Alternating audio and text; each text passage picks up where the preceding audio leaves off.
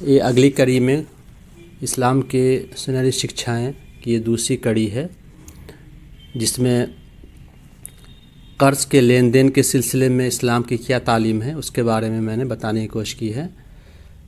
سورہ بقرہ آیت نمبر 282 میں اور سورہ بقرہ آیت نمبر 283 میں اللہ تعالیٰ نے قرض کے لین دین کے بارے میں تفصیل سے حکم دیا ہے۔ سورہ بقرہ آیت 282 جو ہے وہ سب سے بڑی آیت ہے، قرآن کی لمبی آیت ہے، جسے آیت الدین کہا جاتا ہے۔ اسلام کی تمام تعلیمات یقینی طور پر سونے کے حروف سے لکھے جانے کے لائق ہے۔ اسلام کی ہر تعلیم میں خود انسان اور انسانیت کی بھلائی پوشیدہ ہے، جس سے نہ صرف یہ کہ ہمارے تعلقات ایک دوسرے سے اچھے رہے بلکہ سماج میں امن اور سکون بھی قائم رہے۔ اسلام ایک مکمل دستور حیات ہے، اور اسی لیے اسلام میں جتنی تعلیم حقوق اللہ پر دی گئی ہے اتنی ہی تعلیم حقوق العباد کے سلسلے میں بھی ہے۔ قرض کے لین دین کے بارے میں بھی اسلام نے بہت ہی بہترین تعلیم دی ہے۔ قرآن مجید کی سورہ البقرہ کی آیت نمبر 282 اور آیت نمبر 283 میں اس حوالے سے تفصیلی معلومات دی گئی ہے، جس میں زیادہ تر احکامات آیت 282 میں ہیں۔ آیت 282 کو آیت الدین یعنی قرض سے متعلق آیت بھی کہا جاتا ہے۔ ان آیتوں میں اللہ تبارک و تعالیٰ نے قرض کے لین دین کے سلسلے میں ضروری ہدایات دی ہے، تاکہ یہ ناگزیر اور لازمی ضرورت لڑائی اور جھگڑے کی وجہ نہ بنے۔ مطلب قرض تو ایسی ضرورت ہے جس کا سابقہ ہر انسان کو کم و بیش پڑتا ہے، تو یہ ایک لازمی ضرورت ہے۔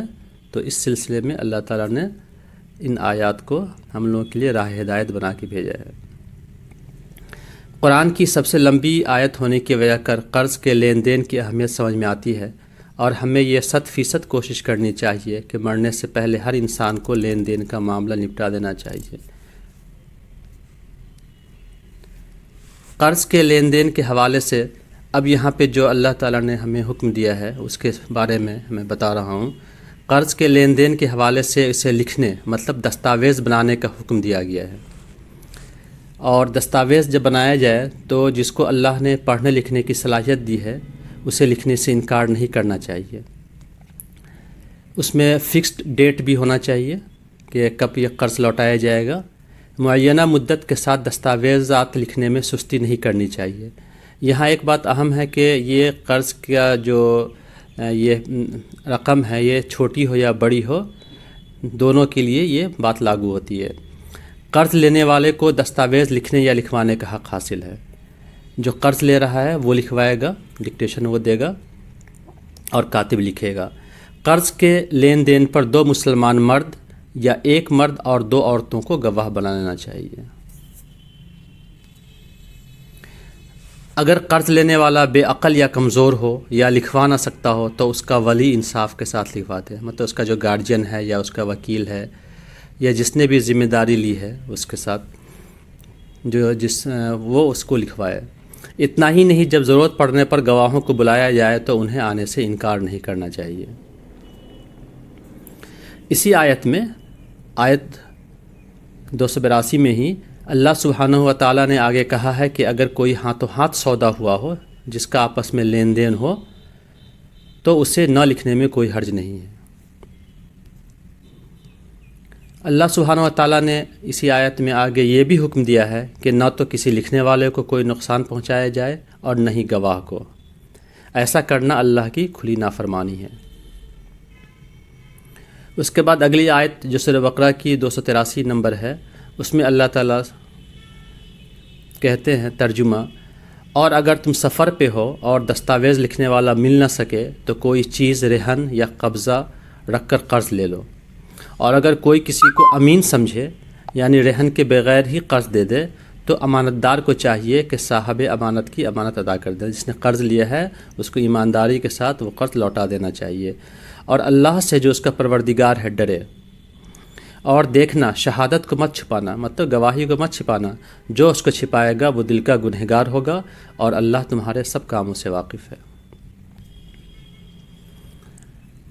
ہمیں اس بات پر ضرور غور و فکر کرنا چاہیے کہ اللہ تعالیٰ نے قرض کے بارے میں اتنی تفصیلی ہدایت کیوں دی ہے۔ در حقیقت اسلام اپنے مومنین کو معاملات میں پاک اور صاف دیکھنا چاہتا ہے، اور انسانوں کے اخلاق و کردار کی حفاظت بھی کرتا ہے۔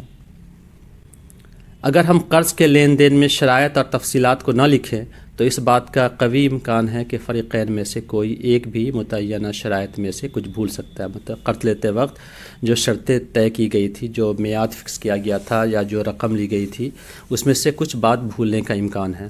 ایسے میں دوسرا فریق اس کو دیانت اور ایمانداری پر شک میں پڑ سکتا ہے۔ سامنے والے کو بڑی سی تکلیف ہو سکتی ہے کہ ہم نے اسے رقم اتنی دی تھی اور وہ تو اتنی رقم کہہ رہا ہے۔ اس لیے جتنی بھی ڈیٹیلز ہیں، تفصیلات ہیں، ان کو لکھ لینے اور اس پر گواہی قائم کرنے کا حکم دیتا ہے۔ گواہی کے سلسلے میں ایسے گواہ کو مقرر کرنا چاہیے جو مستند ہو اور جس کی اہمیت ہو اور جس پر لوگ یقین کریں۔ آیت 282 میں لکھنے والے اور گواہوں کو بھی ہدایات دی گئی ہیں کہ ضرورت پڑنے پر گواہوں کی اخلاقی ذمہ داری ہے کہ وہ اگر آ کر گواہی دیں۔ اس طرح ہم ایک صاف ستھرے اور اعتماد باہمی پر قائم سماج کی تشکیل کر سکتے ہیں۔ ہم ایک ایسے سماج کو بنا سکتے ہیں جو صاف ستھرا ہو اور ایک آدمی کا دوسرے آدمی پر اعتماد ہو اور قرض کسی کو دینے میں کہیں کوئی پریشانی اور رکاوٹ پیش نہ آئے۔ تو دیکھا آپ نے اسلام کی تعلیم کتنی خوبصورت ہے اور کتنی صاف ستھری تعلیم ہے۔ مجھے امید ہے کہ یہ ویڈیو ابھی آپ لوگوں کو پسند آئے گا۔ انشاءاللہ تعالی بہت جلد ملتے ہیں اگلے ویڈیو کے ساتھ۔